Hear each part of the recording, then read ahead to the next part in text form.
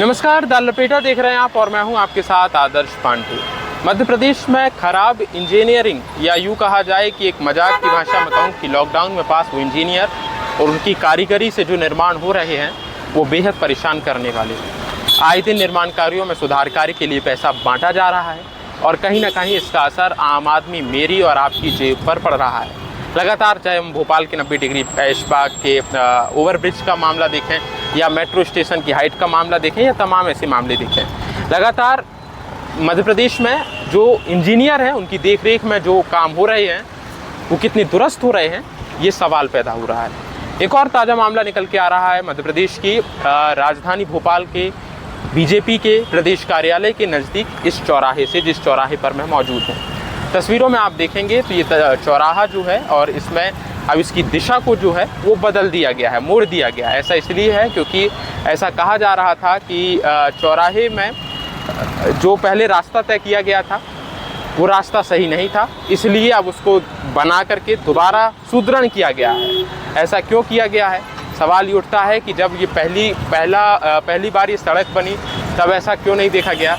एक हवाला ये भी दिया जा रहा है कि जीजी फ्लाईओवर जो डॉक्टर भीमराव अम्बेडकर सेतु कहलाता है वो फ्लाईओवर जो है और उसमें जो पिलर बनाए गए थे उसकी दूरियों के कारण सड़कें बाधित हो रही थी।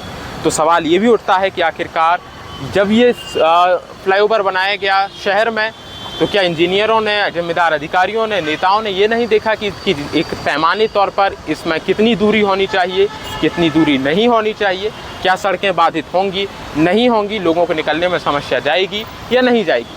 आप तस्वीर देखिए, विभिन्न एंगल से मैं आपको दिखा रहा हूँ किस तरीके से ये जो चौराहा है और इससे हम जब बीजेपी प्रदेश कार्यालय से निकलकर अन्य रास्तों में जाते हैं तो इसकी जो दिशा है उसको मोड़ दिया गया है।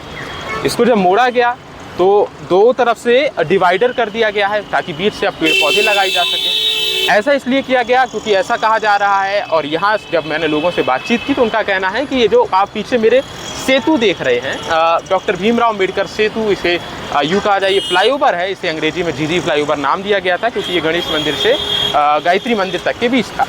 तो इस फ्लाईओवर का पिलर बीच में आ रहा है जिससे लोगों को निकलने में समस्या जा रही है। इसके समाधान के लिए अब हमारे जिम्मेदार अधिकारियों ने एक समाधान ये किया कि इसकी दिशा को ही मोड़ दिया है। दोबारा से खोदा गया, दोबारा से सड़क बनी, दोबारा से अब ये जो यहाँ पीछे सुलभ शौचालय था वो भी उसके चारों तरफ से बाउंड्री कर दी गई, दाएं बाएं निकलने के लिए रास्ता दी जा रही है।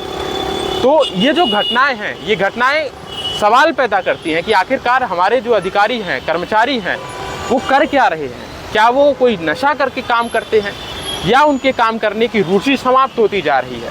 क्या करप्शन इतना बढ़ गया है कि अब अधिकारी काम नहीं करना चाह रहा है? ऐसा इसलिए क्योंकि ये तो हालिया मामला है, पर इससे पहले जो भोपाल का 90 डिग्री रेलवे ओवरब्रिज हुआ लगभग 18 करोड़ की लागत से बना था। 90 डिग्री का तीखा मोड़ बना दिया गया, एकदम से कैसे कोई मोड़ पाएगा, ये भी सवाल पैदा करता है। भोपाल मेट्रो परियोजना लाई गई, भोपाल मेट्रो स्टेशन बनाया गया, केंद्रीय विद्यालय का जो मेट्रो स्टेशन बना, मेट्रो स्टेशन में मेट्रो का काम कई बार समय सीमा से पीछे हुआ, आपको भी पता है। पर जो मेट्रो स्टेशन बनाया गया, मेट्रो स्टेशन से जब वाहन निकले तो मेट्रो से स्टेशन से टकराने लग गए। अब जब ये घटनाएं हुई तो फिर क्या उपाय किया गया? तो मेट्रो स्टेशन को नीचे से फिर दोबारा खोदा गया और जब दोबारा खोदा गया तो दोबारा से फिर बनाने के लिए पैसे लाए गए, पैसे लगाए गए। तो सवाल उठता है कि आखिरकार ये बेसिक, ये सामान्य जानकारी आखिरकार हमारे अधिकारी कर्मचारी सुन क्यों नहीं रहे, देख क्यों नहीं रहे हैं? और रिस्पॉन्सिबिलिटी, अकाउंटेबिलिटी, यूँ कहा जाए कि जिम्मेदारी किसकी जेब पर जाएगी, आपकी या मेरी जेब पर? बावड़िया कला का रेलवे ब्रिज आपको पता, ओवर ब्रिज जो है डिज़ाइन उपयोगिता को लेकर, और ये जो अभी जीजी फ्लाईओवर में जिसकी बात कर रहा हूँ, गायत्री डॉक्टर भीमराव अम्बेडकर सेतु की जो मैं बात कर रहा हूँ, इस सेतु का भी जब निर्माण कार्य कराया गया, निर्माण कार्य हुआ तो सवाल उठे। सवाल इसलिए उठे क्योंकि ये कुछ दिनों बाद ये वाइब्रेट करने लगा, गाड़ी वाहन निकलने में समस्याएं होने लगी। वाइब्रेशन के कारण दोबारा से इसको रोकना पड़ा, यातायात एक तरफ का रोका गया, दोबारा से काम किया गया और इसको बनाया गया। ये जो वाकया निकल के आई, ये जो घटनाएं निकल के आई, ये सवाल पैदा कर रही हैं कि आखिरकार जिम्मेदारी किसकी है? मेरी है, आपकी है, हमारी है, अधिकारी की है, कर्मचारी की है, नेता की है? किसकी जिम्मेदारी है? किसकी देखरेख में ऐसे काम हो रहे हैं?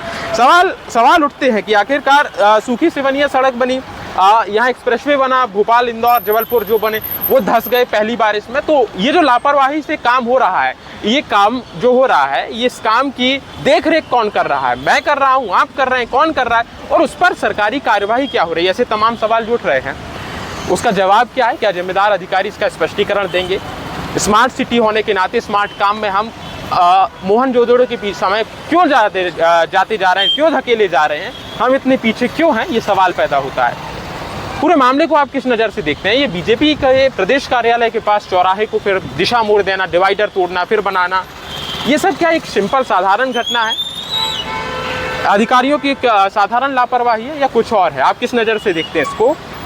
आपकी राय क्या है? आपके विचार क्या हैं? और आपके सुझाव क्या हैं? क्या ऐसी लापरवाही बर्दाश्त करने योग्य है? क्या ऐसे जिम्मेदार अधिकारियों पर जिम्मेदारी का हंटर चलने लायक है या नहीं है? या ऐसे लोगों को, ऐसी कंपनी को, एक ऐसे इंफ्रास्ट्रक्चर एरिया को ब्लैक लिस्टेड करने की ज़रूरत है या नहीं? आपकी राय हमारे कमेंट बॉक्स पर जरूर साझा करें। नमस्कार।